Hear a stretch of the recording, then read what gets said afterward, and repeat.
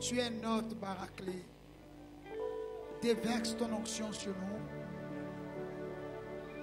Déverse ton onction sur nous. Que nous ayons des témoignages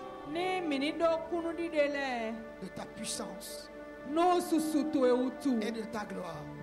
Que tous ceux qui sont ici ce matin obtiennent un témoignage de ta part. Que personne parmi nous ne quitte ce lieu sans expérimenter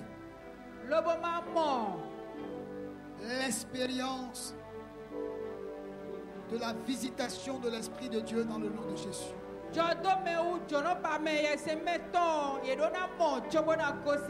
Fais quelque chose de particulier dans la vie d'un homme, dans la vie d'une femme, dans la vie de toute personne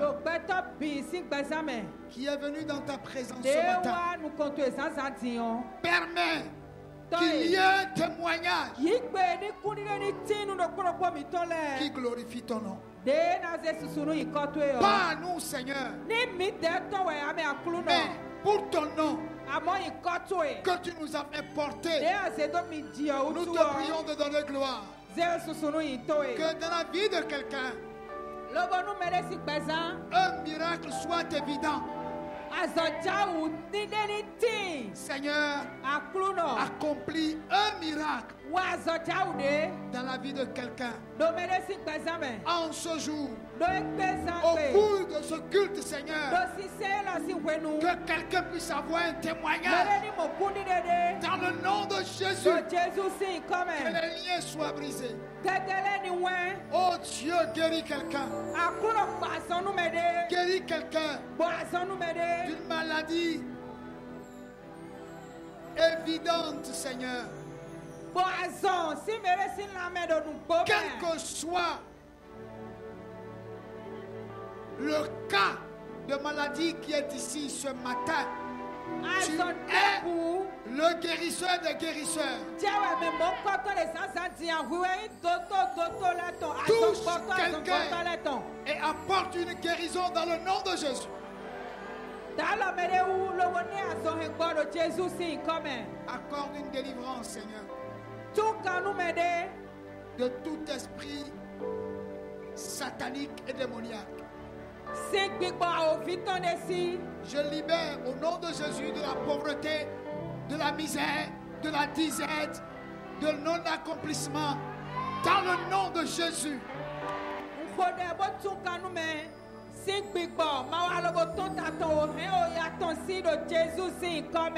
Saint-Esprit, libère l'onction qui délivre de la pauvreté, de la misère, de la disette, de manquement, de chômage, de la stérilité. Libère l'onction, Père éternel. Je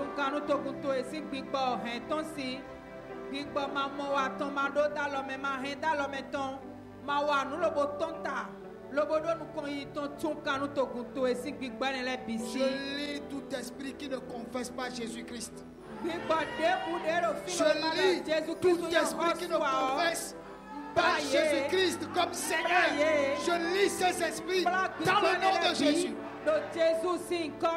Je brise toute forme d'incrédulité, de résistance à la voix du Saint-Esprit. Que les oreilles spirituelles soient circoncis ce matin dans le nom de Jésus. Que quelqu'un qui est venu ici triste, la tristesse dans l'âme,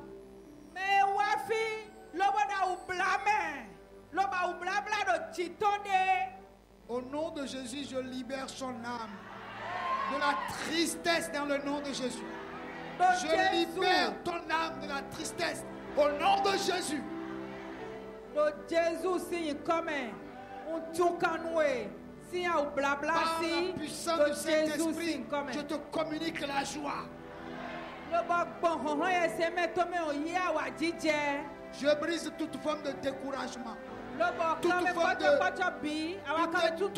de désespoir. Que le Saint-Esprit te fortifie ce matin.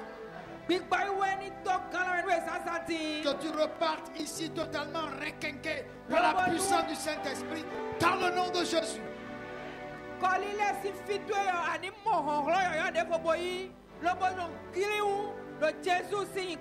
Reçois le miracle que tu espères. Reçois le miracle que tu espères.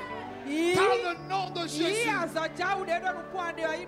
Reçois le miracle de la part du Saint-Esprit. Dans le nom de Jésus. Père, nous te confions la parole que nous allons écouter. Que ta parole nous éclaire. Que ta parole nous montre le chemin. Que ta parole nous communique la révélation.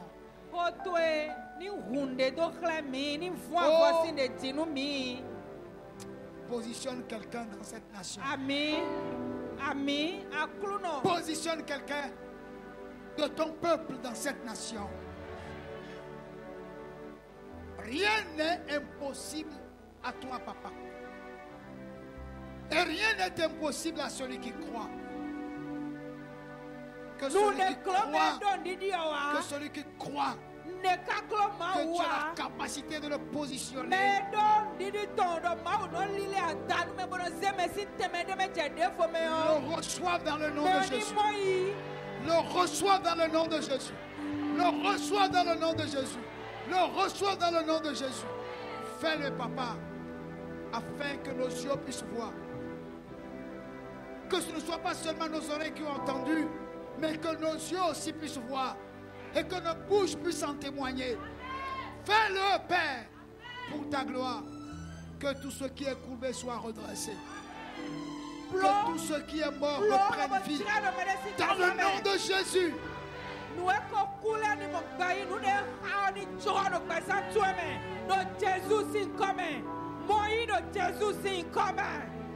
Que les vivants acclament le Seigneur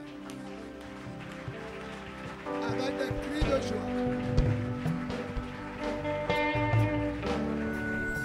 Amen. Jacques 2. Jackie, siwema tawe. Versets 14 et 26. Afodi de wene. Podo afodi de koaton.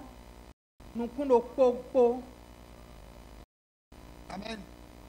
Mes frères, non vitelemi. Que sert-il à quelqu'un de dire qu'il a la foi s'il n'a pas les œuvres? Eimenedo, ndondidi. Bomado de chle. Nuewa ede le tonwaon. Aniwana we kade. La foi peut-elle le sauver? Ndidi, eneo si huwle gan. Verset 26. Comme le corps sans âme est mort, de même la foi sans les œuvres est morte.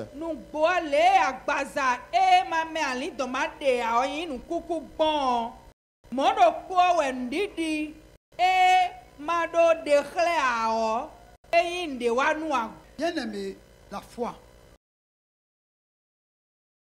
Dieu nous demande d'avoir la foi. D'avoir la foi. Parce que sans la foi, nul ne peut être agréable à Dieu. Mais qui parmi nous ici ne voudrait pas être agréable à Dieu?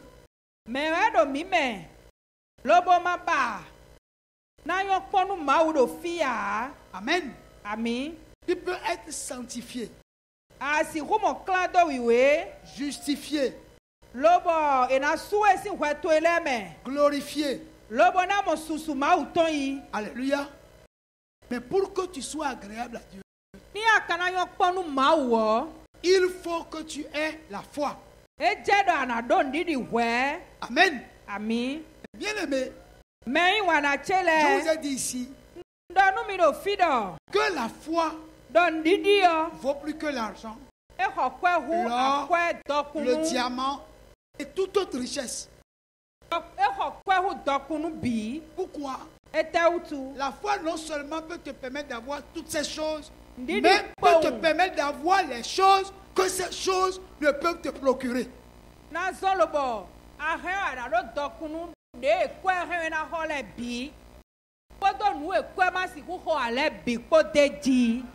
Gloire à Dieu. Donc, bien aimé, nous devons tout faire pour nous procurer la foi. Mais ici, on nous dit, mes frères, que c'est-il à quelqu'un de dire qu'il a la foi?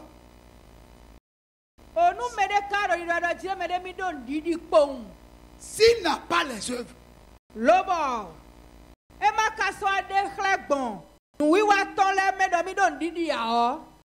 cette foi peut-il le sauver? Alléluia. La foi, si elle n'a pas d'œuvre,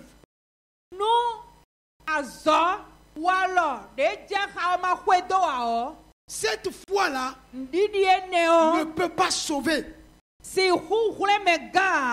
Quelqu'un m'entend ici? Quelqu'un qui a la foi, mais dont la foi n'a aucune œuvre, cette foi dont il parle là ne peut le sauver.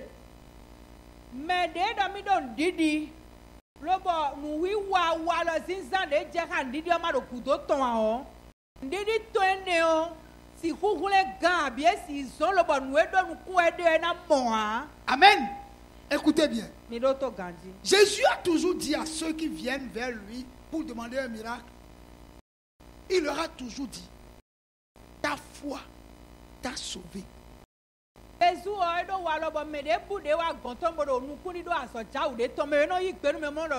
quelqu'un dit, je veux que tu fasses, il dit, est-ce que tu crois que je peux faire? Quand la personne dit oui, dit, va. Ta foi t'a sauvé. Ta foi t'a sauvé. La foi, le rôle de la foi est de sauver celui qui la possède. Le rôle de la foi, c'est de sauver celui qui la possède.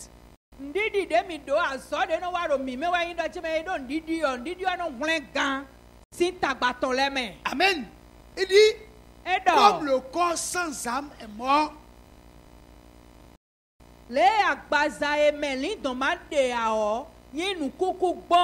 de même, la foi sans les œuvres est morte. Celui qui a la foi, il pose des actes. La foi est une ferme assurance des choses qu'on espère. Quand quelqu'un est dans l'espérance de quelque chose, il pose les actes pour atteindre son espérance. La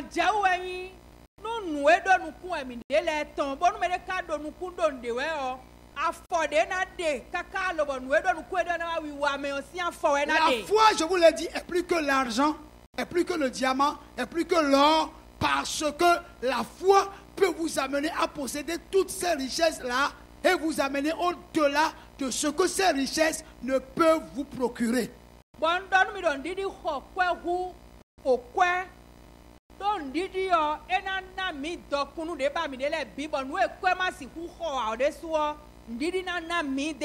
Amen. Je te dis cette année-là, non seulement tu auras la foi, mais ta foi va produire des œuvres. Ta foi va te sauver. Dans toutes les circonstances dans lesquelles tu peux te trouver, ta foi va te sauver. Dieu va travailler pour aiguiser ta foi. Dieu va travailler pour que ta foi ait une dimension telle que les hommes vont dire, mais tu es fou. Et tu vas dire, oui, je suis fou de la folie de Dieu, car la folie de Dieu est plus sage que la sagesse des hommes.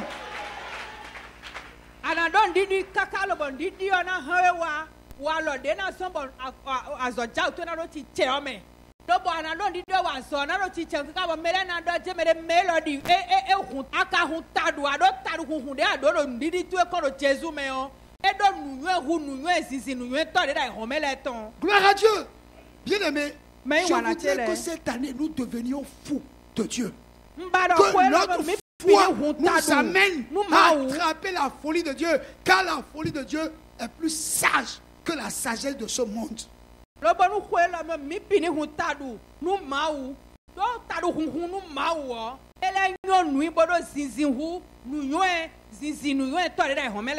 Écoutez ce que la parole de Dieu dit au sujet d'Abraham. Genèse 22, versets 1 à 3.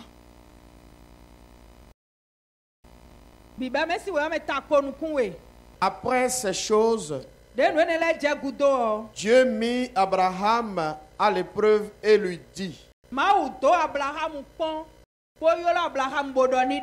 Abraham. Et il répondit: Me voici.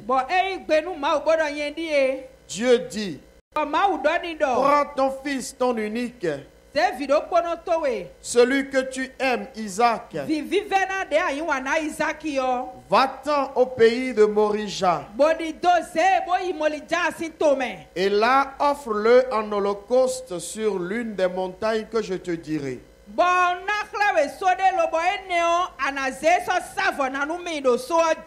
Abraham se leva de bon matin. Cela son âne. Et prit avec lui 2 serviteurs et son fils Isaac. Il fendit du bois pour l'holocauste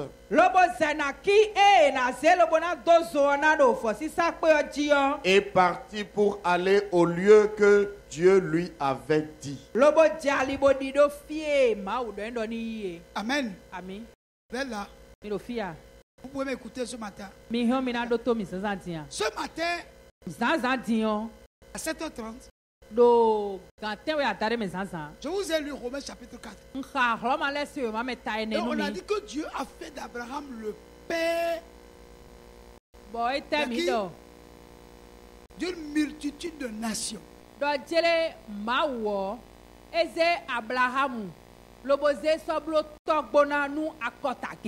Pourquoi? Parce que il a eu foi en Dieu.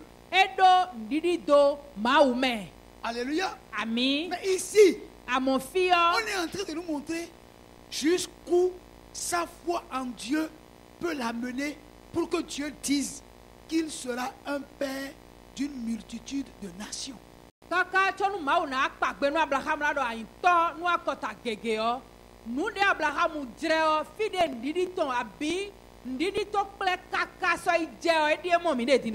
Voici un monsieur qui a eu des problèmes pour avoir d'enfants.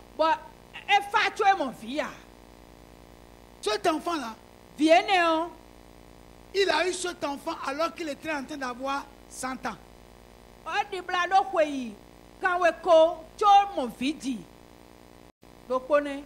Ok? Cet enfant est né et il était content. Il s'amusait avec son enfant. C'était son chouchou, son bien-aimé. Il sait maintenant, j'ai un héritier. Tout ce que je fais là, ce garçon va perpétuer mon nom. Il était tellement content.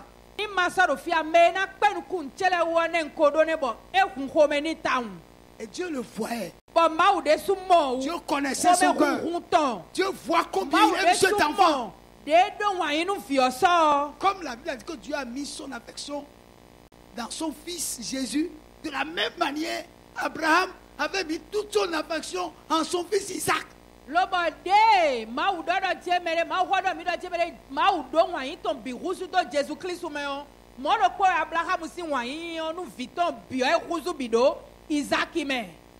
Et puis un jour, il est là en train de s'amuser avec son enfant. Et puis Dieu lui a dit: Abraham, je veux te parler. Comme d'habitude, il dit: parle. Et Dieu lui dit: Je veux que tu prennes ton fils. Isaac. Ton unique. Que tu aimes bien. Je veux que tu le prennes. Cette année, l'holocauste que je veux que tu me fasses là, ce n'est pas un bélier. C'est ton fils là que tu vas prendre pour me sacrifier. Et voici, je vais t'indiquer là où tu vas faire le sacrifice. Et Dieu lui a indiqué. Amen. On n'a pas dit qu'il a discuté avec Dieu. On n'a pas dit qu'il a douté. On dit le lendemain matin, il a préparé tout ce qu'il faut. Il a pris l'enfant. Il a pris les serviteurs. Il a pris le bois. Et il s'est mis en route. On a dit quoi? La foi sans les œuvres. Les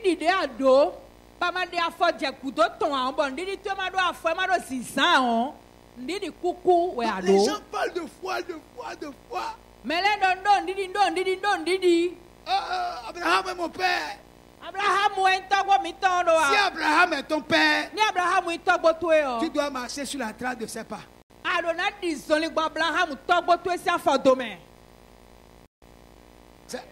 Tu as entendu?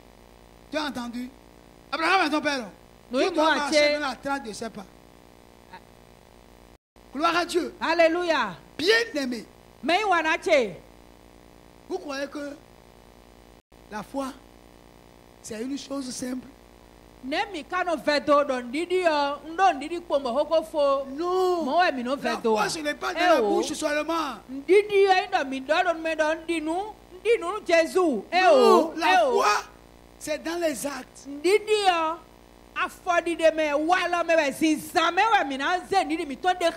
Donc, Abraham, ce matin, est en train de nous montrer comment il a marché par la foi avec Dieu pour que nous devenions ses enfants. Amen. Jésus. Alléluia. On va lire le verset 7 et 8.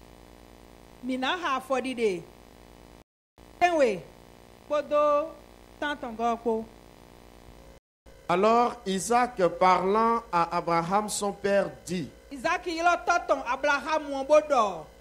Mon père. Et il répondit: Me voici mon fils.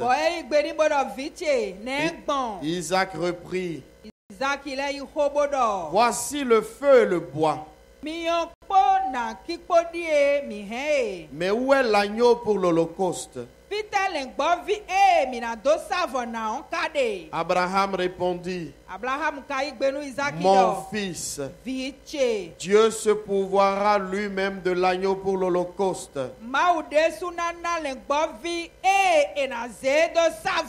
Et ils marchaient tous deux ensemble. Amen.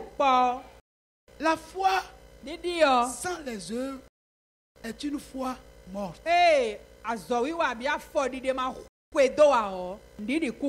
Pendant qu'ils marchaient ensemble, son fils Isaac, qu'il s'en va sacrifier, appela son père pour dire: Papa. Et papa dit: Oui, mon fils, je t'écoute. Il dit: Père, nous avons le bois et le feu pour l'holocauste. Mais il manque quelque chose. L'agneau qu'on va immoler. On n'a pas ça. Le sacrifice a parlé. Le sacrifice a parlé et a interrogé. Frère, tout sacrifice que nous voulons faire par la foi nous interroge toujours. Nous devons mi do, pondidi mi tomi mi chona se so safo na nu ma wo. Ena kan bi o mi je we na do ni kadi ene wa gbongbe akaja. Ah, c'est mi se jonu gbo we a. Tu veux faire quoi là? Do to na je fo a che. Voici ça do nu kan bi o we kedene. Alléluia. Amen. Mais Abraham en marchant est en train de se remémorer tout ce que Dieu lui a dit avant qu'Isaac ne naisse.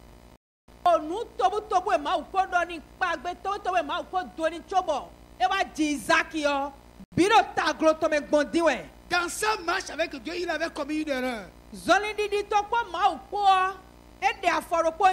Il a accepté la proposition de sa femme en couchant avec sa domestique.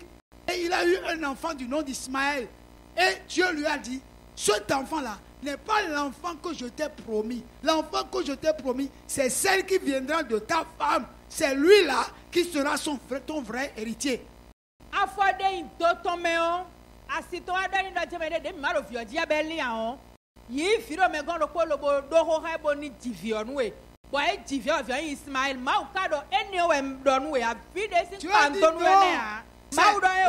qui naîtra de ta femme là, c'est cet enfant-là qui sera son héritier. Maintenant Dieu lui dit, cet enfant-là, qui est son héritier là, de le lui sacrifier. S'il le sacrifie, il n'aura plus d'héritier. Mais comment le Dieu que j'ai en cru peut faire le contraire de ce qu'il m'a dit?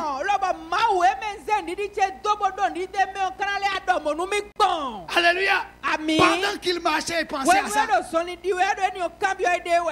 le fils lui a posé la question. Et il ouvra la bouche pour parler. Et la révélation est sortie. La révélation est sortie. Quand il a ouvert la bouche, il a dit à son fils, sur la montagne, l'Éternel lui-même se pourvoira de l'agneau pour l'Holocauste. Vous comprenez? J'obéis à la voix de Dieu. J'obéis à la voix de Dieu. Je vais aller sacrifier l'enfant. Mais Dieu lui-même s'arrangera pour que je retourne à la maison avec mon fils. Mais moi, je vais obéir à sa voix. J'irai le sacrifier tel que Dieu me l'a donné. Mais lui-même s'arrangera pour que je retourne à la maison avec mon fils. Sinon, qu'est-ce que je vais aller dire à sa maman? Ça, c'est une confiance totale.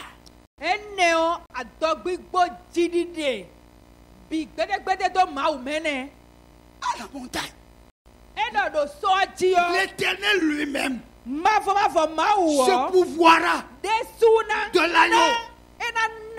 En tout cas, je sais une chose. Quand je serai là-bas, ce qu'il m'a dit de faire, je le ferai. Moi, je sais une chose. Cet enfant-là, lui-même m'a dit que c'est mon héritier. Si c'est mon héritier, quel que soit ce qui va se passer, je retournerai à la maison avec mon fils.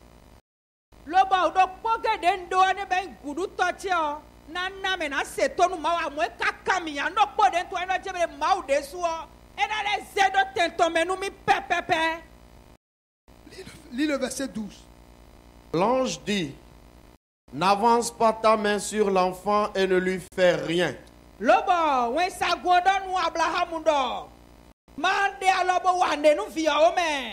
Car je sais maintenant que tu crains Dieu et que tu n'as pas refusé ton fils, ton unique.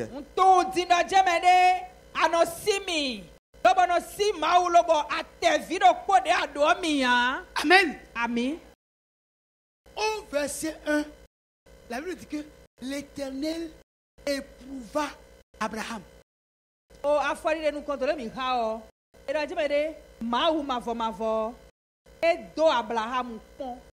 Maintenant que Abraham était sur la montagne, a bâti l'autel et a placé l'enfant.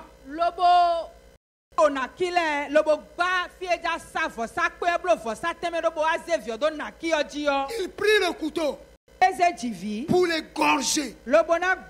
Alors que Samuel était en haut, l'ange de l'Éternel lui dit: n'approche pas le couteau de l'enfant. Ne lui fais rien. Maintenant, j'ai vu que véritablement que tu crains Dieu. Tu crains Dieu vraiment. J'ai vu que tu ne peux rien me refuser. Gloire à Dieu. Alléluia. Quand vous avez la foi, Dieu doit vous éprouver. Qui a donné à Isaac Abraham? Hein? Mais qui a demandé qu'il soit à offrir en holocauste? Gloire à Dieu. Alléluia. Alors, si Dieu a donné, et Dieu dit: redonne-moi ça. Et tu dis: non, je ne peux pas te donner. Ce que Dieu attend de nous, c'est de lui démontrer que nous le créons et que nous reconnaissons que tout ce qu'il nous a donné lui revient en tout, et tout ce qu'il nous donne et nous demande de lui donner, nous n'aurons pas à discuter avec lui.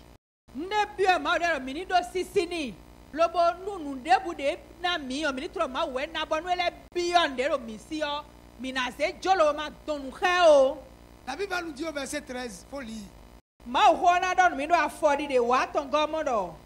Abraham leva les yeux et vit derrière lui un bélier retenu dans un buisson par les cornes.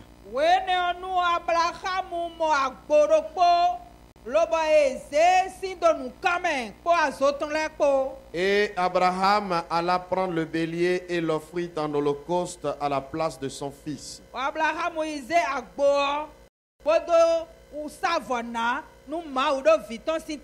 Vous êtes là, vous m'écoutez? Là où le bélier se trouvait, il n'y a pas de vie là-bas. Il n'y a que la vie animale.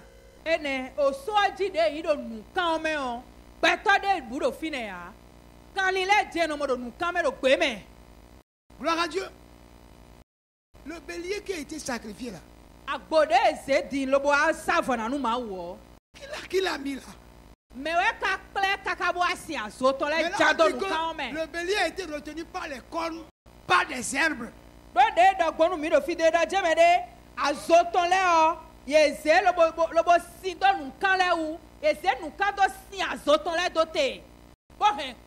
Et Abraham leva les yeux. J'ai dit ce matin que Dieu va ouvrir tes yeux. Tu te souviens? Tu te souviens? Dieu va ouvrir tes yeux. Au moment où tes yeux doivent s'ouvrir, pour que ton miracle soit possible, Dieu va ouvrir tes yeux. Et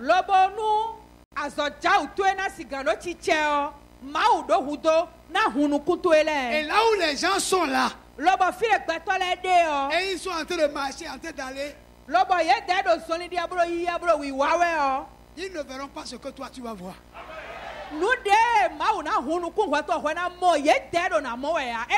Gloire à Dieu. La chose peut être là. Et ils seront en train de marcher dessus.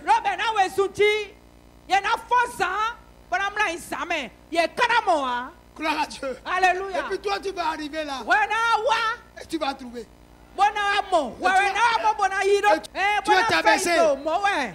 Et prends. Les gens vont dire: mais il fait quoi là? Il ne voit pas. Il ne peut pas voir. L'Éternel lui-même ouvrira tes yeux. Et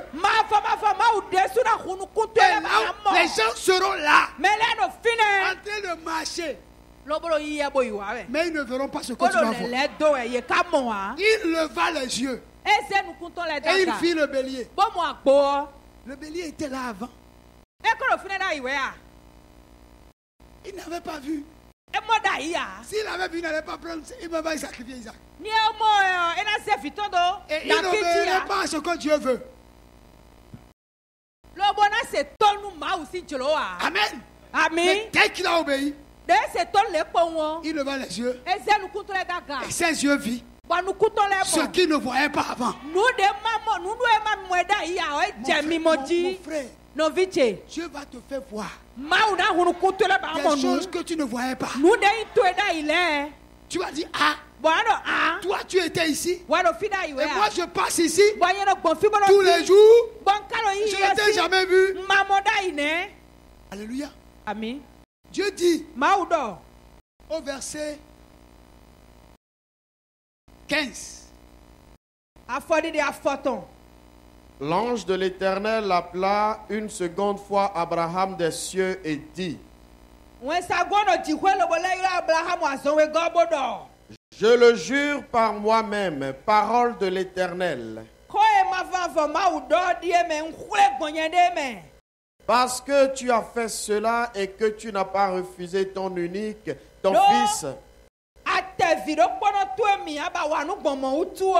je te bénirai et je multiplierai ta postérité comme les étoiles du ciel et comme le sable qui est sur le bord de la mer.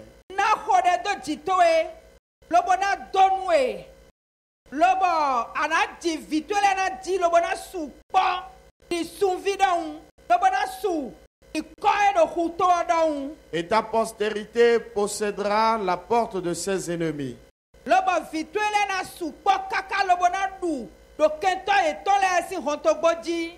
Toutes les nations de la terre seront bénies en ta postérité parce que tu as obéi à ma voix.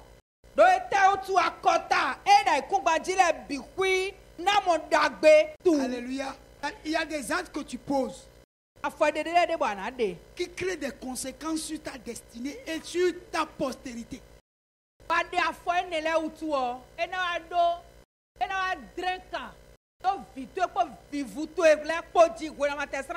Amen. Avant la naissance d'Isaac, Dieu a déjà promis tout ça à Abraham. Mais en réalité, ce que Dieu lui a promis ne peut être concrétisé que lorsqu'il posera un acte, une œuvre par rapport à la foi qu'il a en Dieu.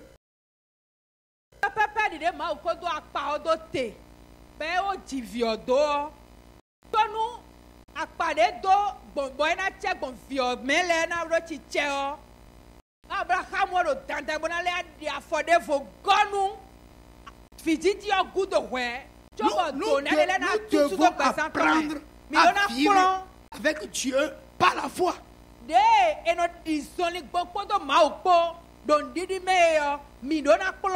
Alléluia. Amen. Frère, si Dieu décide de te bénir,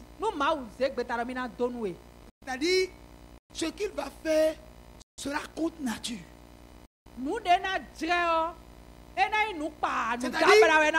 Lui-même là, il décide de violer la loi de la nature pour concrétiser sa promesse à ton endroit.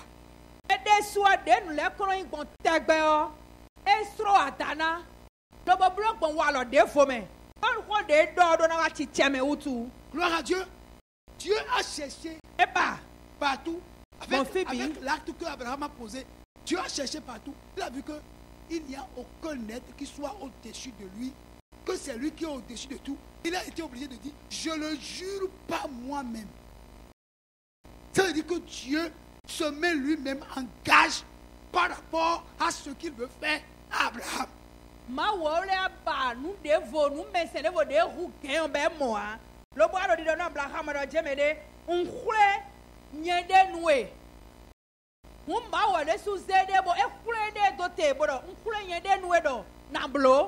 Et il dit, je le jure par moi-même, parole de l'Éternel, parce que tu as fait cela, parce que tu as fait cela, tu as fait cela. Ta foi t'amène à faire quoi? Toi, ta foi t'amène à faire quoi? toi, foi t'amène à faire quoi à l'Éternel? Il dit parce que tu as fait cela, je le jure par moi-même. Alléluia. Amen. Moi, je sais que cette année-là, Dieu va faire des choses dans la vie de certaines personnes qui vont décider de marcher par la foi. Il dit, que tu ne m'as pas refusé ton fils, ton unique. Il dit, je multiplierai. Tu ne m'as pas, c'est un seul que tu ne m'as pas refusé. Mais moi là, à partir de ce un là, je vais multiplier. À partir de ce un, je vais multiplier. Il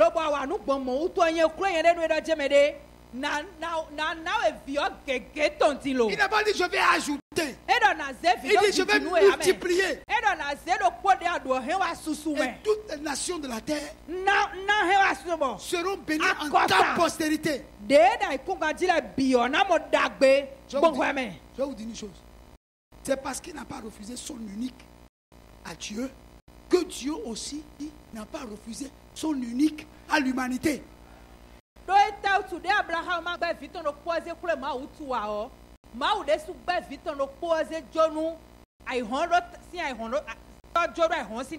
que Dieu a dit qu'il va multiplier sa postérité. Dieu a donné aussi son unique pour qu'au travers de cet unique-là, toutes les nations de la terre soient bénies par l'acte que Abraham a posé.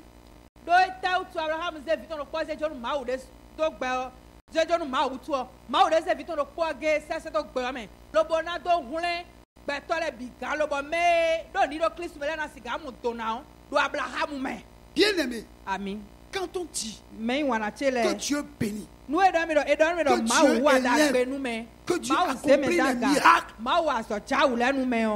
il le fait réellement. Mais dans la vie de ceux qui marchent avec lui par la foi et qui par la foi posent des actes pour toucher le cœur de Dieu.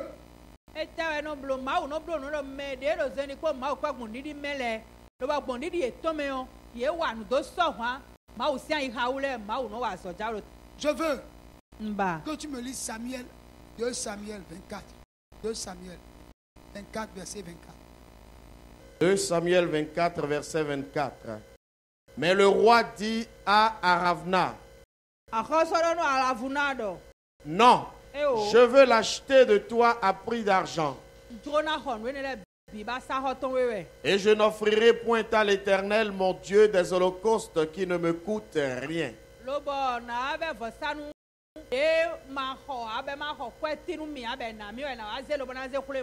Et David acheta l'air et les bœufs pour 50 cycles d'argent. Amen. Alléluia. Le roi David avait un problème.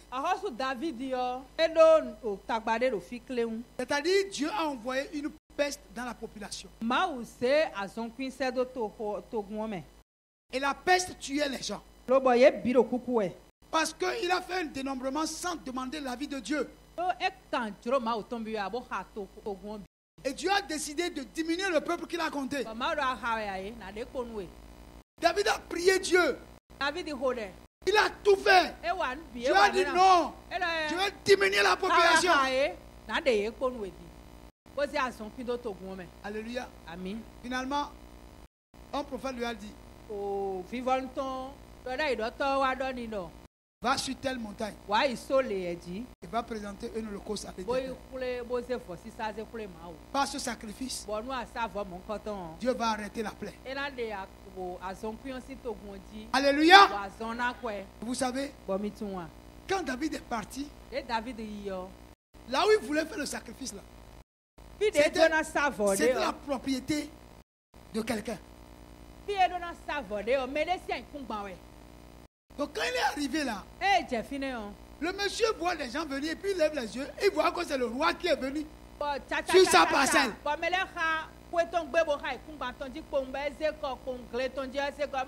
dit, mais c'est le roi. Mais qu'est-ce qu'il y a? Le roi dit non. Je suis venu faire un sacrifice. Je vais présenter un holocauste à l'Éternel.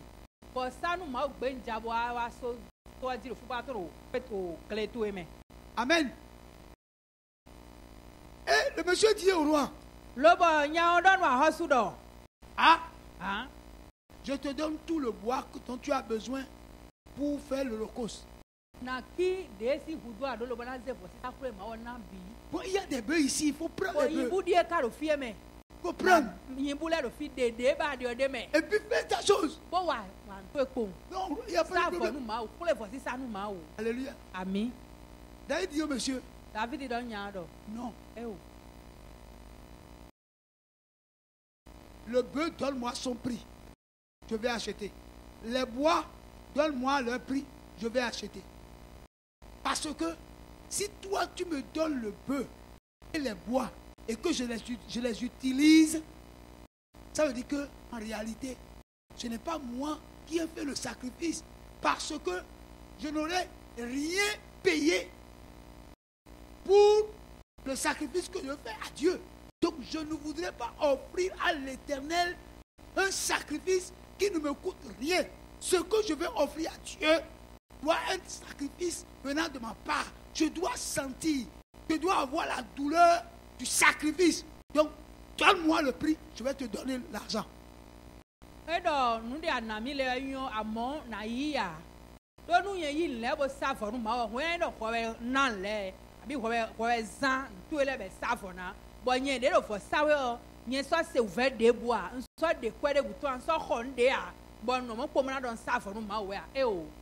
Amen. Bien-aimé, vous ne pouvez pas parler de foi sans poser des actes. Sans montrer à Dieu que vous le craignez, que vous l'aimez. Ce n'est pas possible. Ça va? Mais nous sommes au départ de 2019. Alléluia. Amen. Et je veux nous amener à montrer à Dieu à l'entame de cette année que nous le craignons, que nous voulons le meilleur pour lui, que nous sommes prêts à consentir tous les sacrifices pour honorer son nom.